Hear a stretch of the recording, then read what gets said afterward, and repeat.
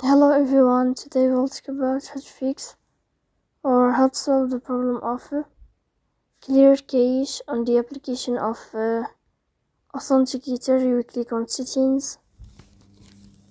In this page you can click on apps, default apps, app settings. And above you can search about Authenticator app and you will enter. Then you can click on first step and you can click OK. Here we'll enter to the window of storage. Then you can click clear cache. In the end you can turn off your phone and you can turn on your phone again. So please don't forget to support us by like and subscribe. See you next time in another video, and thank you for your attention and your watching. So please don't forget to support us by like and subscribe.